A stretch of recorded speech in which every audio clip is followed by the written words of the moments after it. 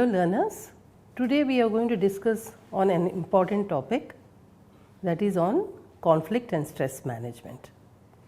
Relating to unit 15, the course is on MS 21, social processes and behavioral issues. Now let us begin with conflict and stress management. What exactly is conflict and how does stress happen, and how to deal with conflict and stress in an organization? In general life, if you see, conflict happens in day-to-day life, relating to many aspects. When you get up in the morning, there are many issues you have to deal with, and if you are not able to manage them, then it relates into so many conflicts and you have to deal with them. If you are unable to deal, then there is a stage which we call it exhaustion, and that results in stress. So, conflict and stress are inevitable in present day organizations.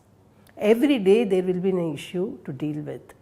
There will be a new issue. You would be resolving them today, but tomorrow when you come to the organization, you will have a new issue which you have to resolve. So, how to deal with these issues? And what kind of resources you require to deal with these issues? And if the resources are not adequate, how do you manage them? So, all these processes we will try to understand from the organizational perspective as well as from individual perspective, how to deal with conflicts and stress in an organization. For example, if you take any individual or human being, conflict and stress bound to happen throughout one's life. There will not be a single day where you will not have any issue to deal with. So, it is day to day you have to deal with these issues. These issues we call them as conflicts. So, it is essential for anyone to understand the reasons for these conflicts to occur and why do they exist and how to manage stress relating to that. So, now let us look at why does conflict occur? What are the reasons for conflict to occur in an organization?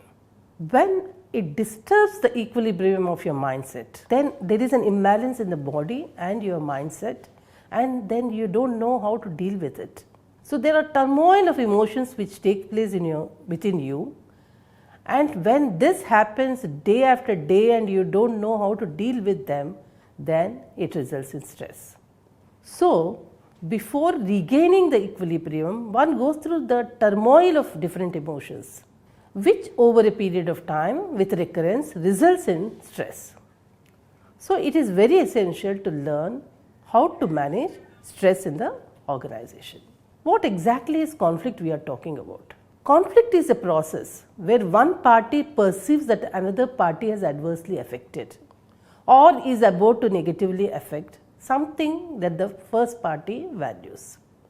So, what happens? There is an issue in the organization which you have to manage it, but there is another party who tends to instruct you to deal with that issue in a different way.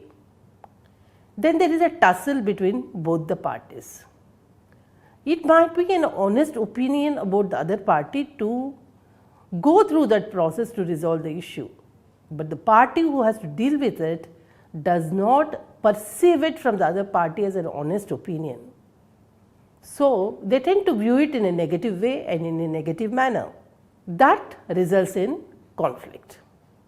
That is what exactly happens in an organization.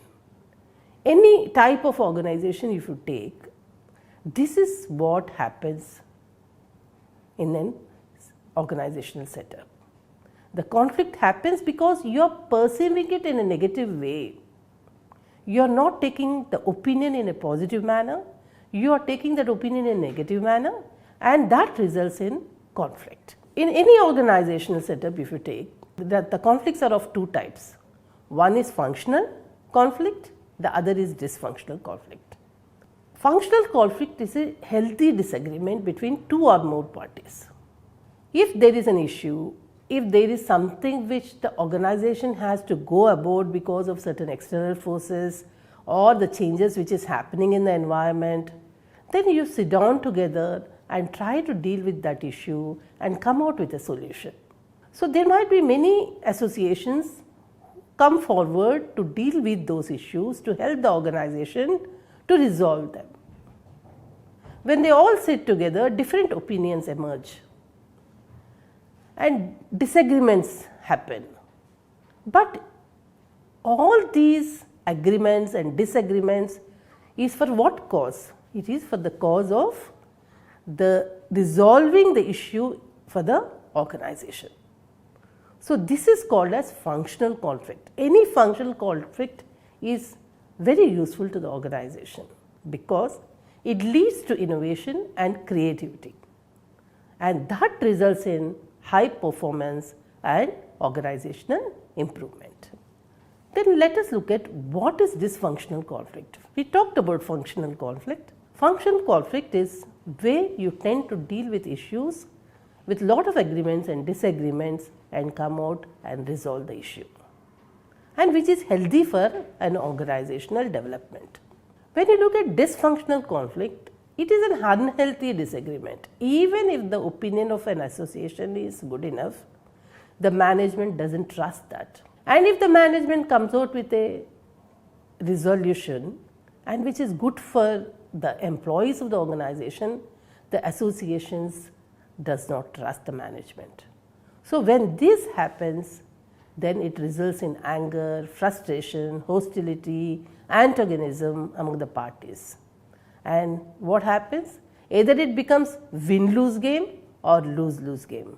Both the parties lose because nobody is able to resolve the issue, or one party commands over the other party and tries to resolve the issue, which we call it as win-lose.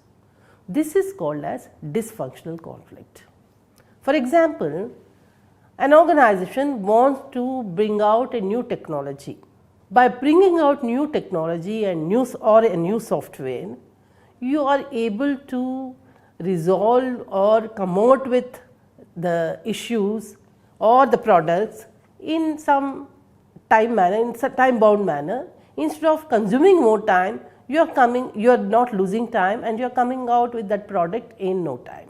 Probably it takes few hours rather than taking a very long time. So, when association thinks or the employees think, the persons who are dealing with it think the management is not coming out with the right solution, then it results in dysfunctional conflict. Both functional conflicts and dysfunctional conflicts do take place in an organization. Functional conflicts are all constructive for the organization, whereas dysfunctional conflicts are destructive to the organization, which hinder the performance of the organization. Now, let us look at different types and forms of conflicts. Daishu suggested 6 types of conflicts which exist in an organization. Let us look at them, each of them one by one. One is veridical conflict. What is veridical conflict? It exists objectively and is perceived accurately. It is an honest but differences of opinion. So, that is what we were discussing earlier about functional conflict.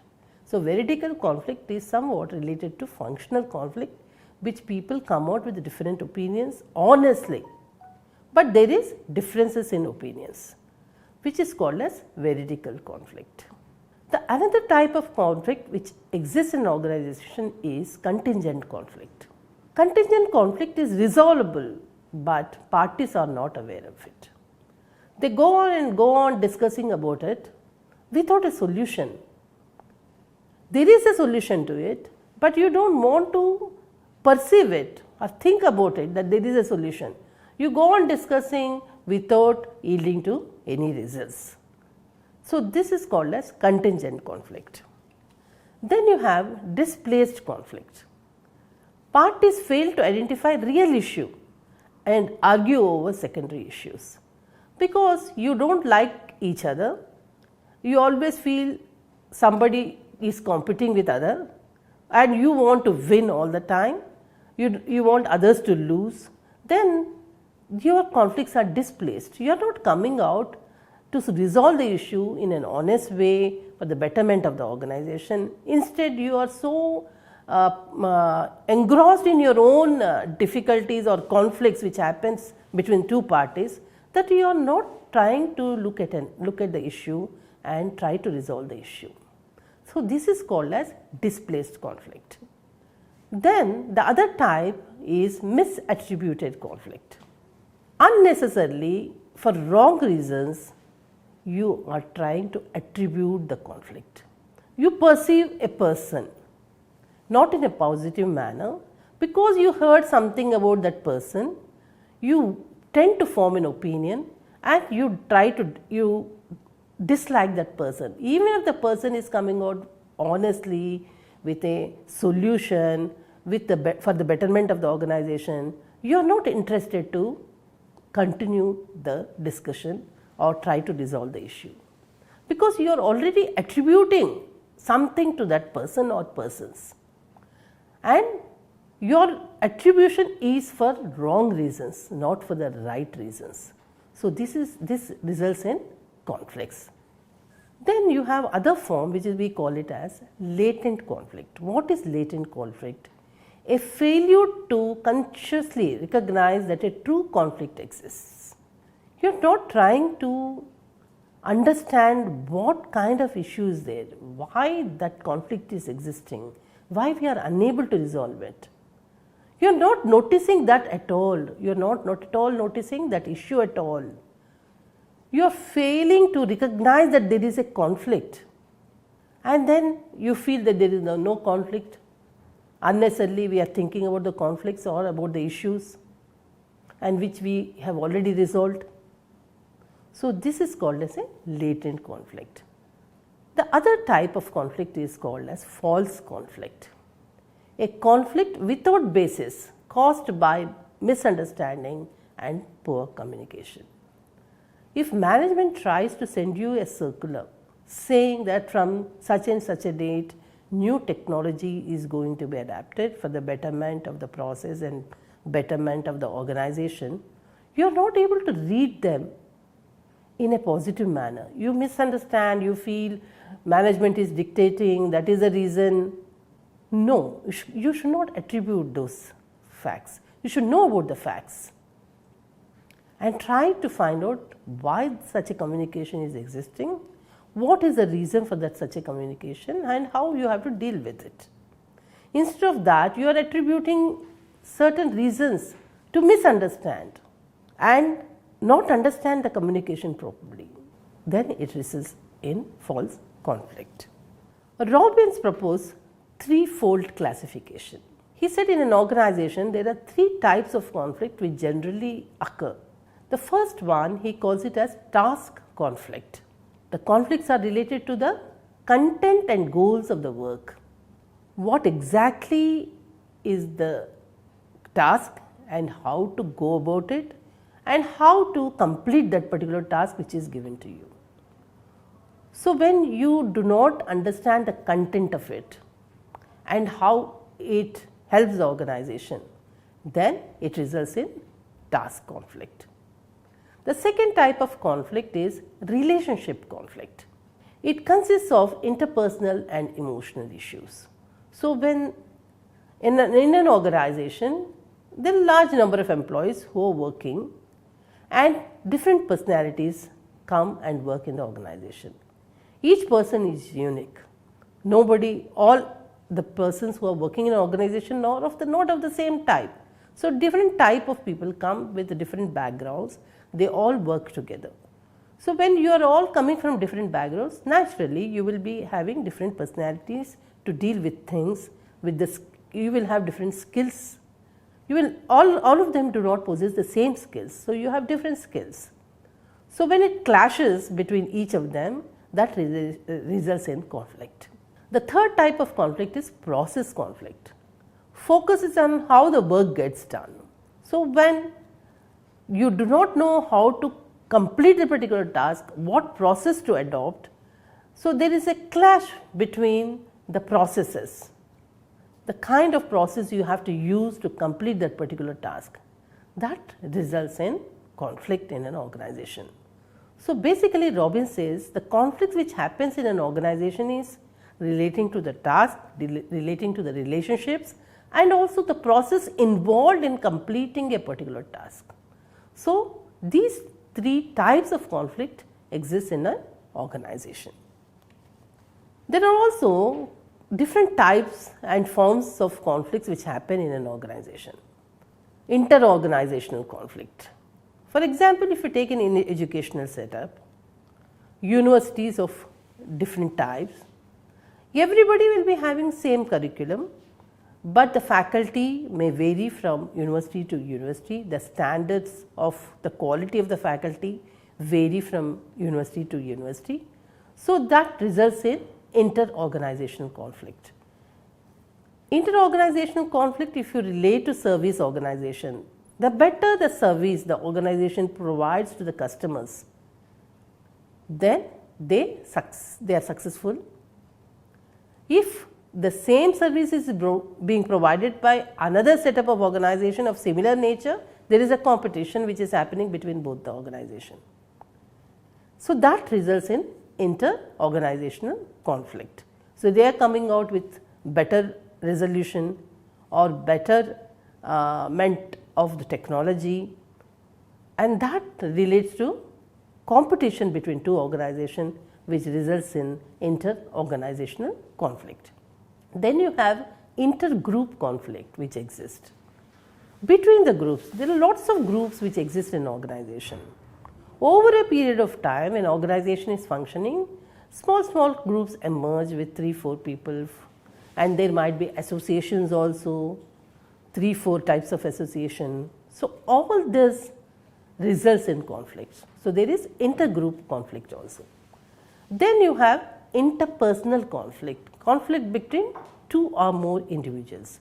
If you take president of a particular association, say management associations are there, but president of that management association has a conflict or has an argument with president of union, then what happens? Two personalities clash with each other because their backgrounds are different, the way they deal with things are different, the processes they use are different. So, there exists lot of differences of opinion because of difference in resources, difference in personalities. So, that clashes between and that results in interpersonal conflict. Then intrapersonal conflict also takes place in an organization. What is intrapersonal? Within you, within the same person, conflict within the same person. When you are performing different types of roles, at a family you are performing a different role, when you come to office you are performing a different role, the values you are your family values you are carrying to the organization, the values of the organization might be different. So, there is a clash between the two that results in intrapersonal conflict. Then there is inter-role conflict, conflict due to competing demands and two roles. In an organization, you are assigned two different types of jobs which lead to two different types of things. So, there is no linkage between these two roles, then that results in conflict, because the demands of one role might be more than the demands of the other role, or both the roles have lots of demands which you are unable to manage. That results in inter-role conflict. Then the other type of conflict which exists in an organization is intra-role conflict. What is intra-role conflict? Intra-role conflict is within the role which is assigned to you by the organization, because there are contradictory expectations from the same role. You are given a job description when you are assigned a job and you go by that job description, but the expectations from your superiors might be different. They might be wanting you to perform more than the job description. That results in intra-role conflict. What are the sources of conflict? Why conflict occurs in an organization? Robin classifies sources into three. the sources of conflicts into three. The first reason is communication. When there is miscommunication or it is not clear, it is ambiguous, that results in conflict. So, communication plays a very important role in organization. So, the corporate communication is very, very important in an organization. They have to be very clear in defining, in assigning, and the communication should be clear so that the other person who is receiving it is able to understand what exactly he or she has to carry out in the organization and how it benefits the organization. So, communication plays a very important role. If there is no proper communication, that hampers collaboration and foster misunderstanding. So, one of the basic sources of conflict is communication.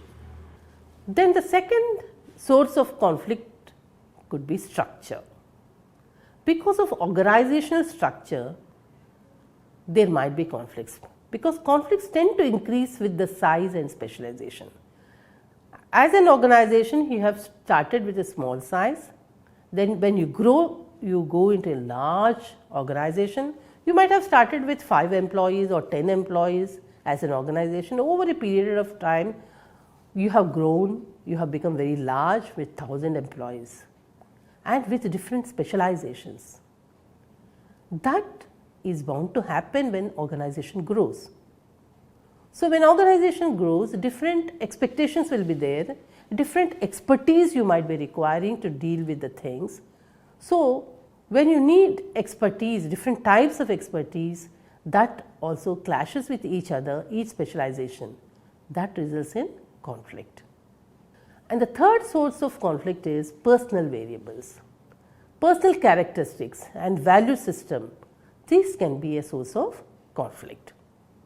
So, the value system which you carry to the organization and the value system of the organization different in nature, when these value systems clash with each other, your personal values and the organizational values, when they clash with each other, that results in conflict.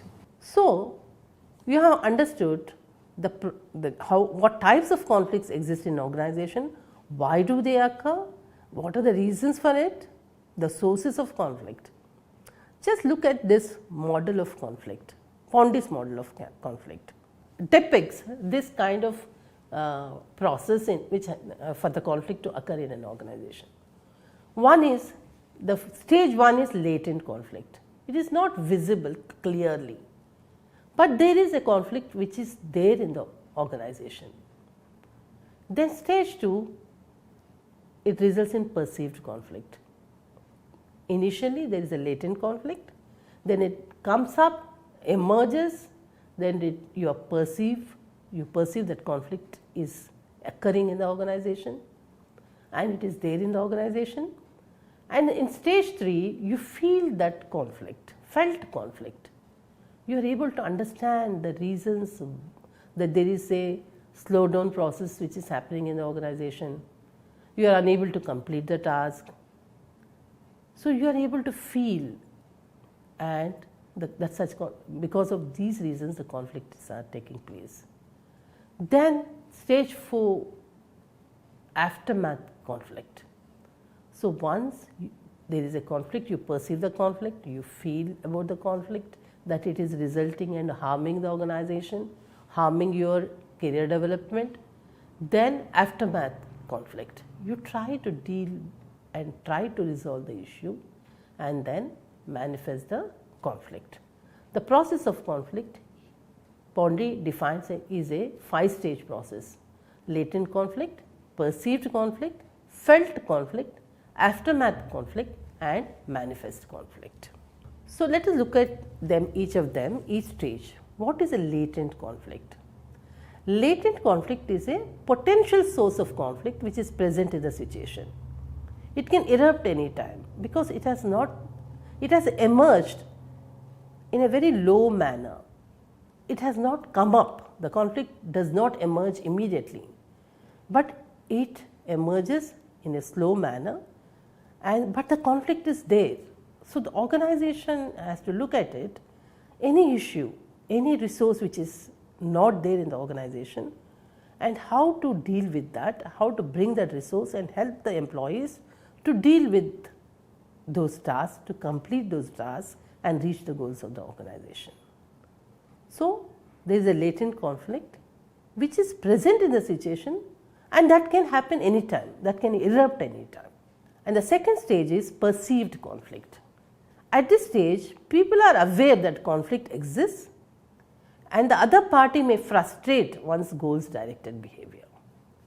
You know there is a conflict, you want to deal with that, but the other party who wants that product may try to interfere in the process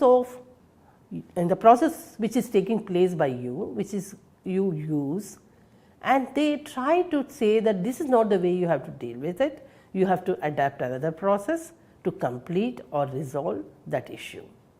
So, this will frustrate one's goal directed behavior. So, there is a perceived conflict. Then felt conflict. Parties to the conflict are emotionally aware that there is a conflict and they experience stress, anxiety and hostility. So, you feel because you are anxious to complete that particular task which is given to you, and when you are unable to do it, it affects you. It affects you internally, it affects your emotions, and you are not able to sleep, lack of sleep is there, anxiety is there, and there is a hostility also towards the organization that they are not providing you the resources to complete the task. So, there is a felt conflict. Then you have conflict aftermath. This is conflict resolution is attempted and it is resolved using various strategies, and finally parties to the conflict reach to stage 1 latent conflict stage. So, they try to resolve the issue and the issue becomes resolvable and it goes back. The final stage is manifest conflict. Here the conflict is visible at this stage. You know what kind of conflict is existing and how to deal with it. So, let us look at another process which tend to take place in an organization. This is another type of conflict process which happens in an organization. Stage 1 is potential opposition, stage 2 is cognition and personalization, and stage 3 is intentions, and stage 4 is behavior, and stage 5 is outcomes. So, there is a perceived conflict, you know what are the causes for that conflict, then you try to communicate, you try to resolve with the organizational structure or personal variables. So, when it leads to personal variables, then it results in felt conflict, and then conflict happens, you feel, and then you use different ways of dealing with the conflict and you try to resolve that conflict. So, when you try to resolve the conflict, it is overt conflict. When the party's behavior is amicable, then it results in increased group performance, and there is a reaction after reaction, then it results in decreased group performance. So, we will stop here and thank you.